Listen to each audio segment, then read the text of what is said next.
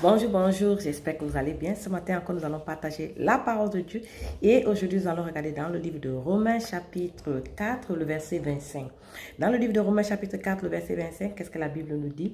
Lequel a été livré pour nos offenses et est ressuscité pour notre justification. Lequel a été, n'est-ce pas, livré pour nos offenses et il est ressuscité pour notre justification. De qui est-ce que la Bible parle ici dans ce verset? La Bible parle bien évidemment de Jésus-Christ. Jésus-Christ a été livré pour nos offenses et il est ressuscité pour notre justification.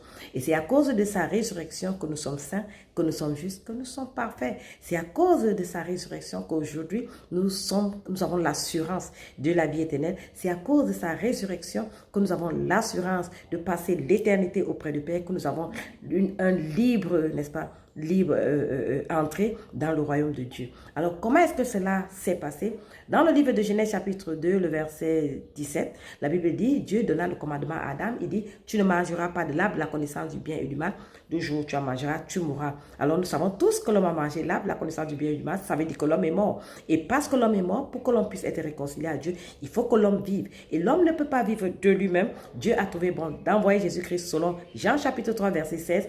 Il a tant aimé le monde qu'il a donné son Fils unique afin que quiconque croit en lui ne périsse point, mais qu'il ait la vie éternelle. Dieu sait que pour que nous puissions être réconciliés à lui, il faut premièrement que nous ayons la vie éternelle. Et pour que nous ayons la vie éternelle, il faut que le péché soit enlevé. Dans le livre également de Jean, chapitre 1, verset 29, la Bible dit, voici l'agneau de Dieu qui ôte le péché du monde.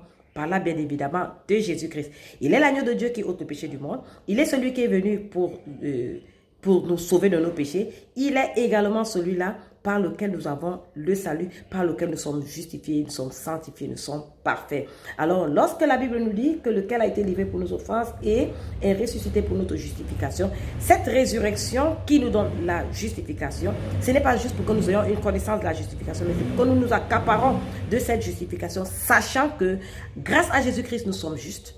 Grâce à Jésus-Christ, nous sommes saints. Grâce à Jésus-Christ, nous sommes parfaits. Est-ce que c'est tellement difficile à croire? Est-ce que c'est tellement difficile à comprendre? Je dirais plutôt non. Parce que grâce à ce Jésus-Christ, nous avons une place auprès du Père. Nous sommes des personnes qui avons l'assurance de passer l'éternité auprès de Dieu.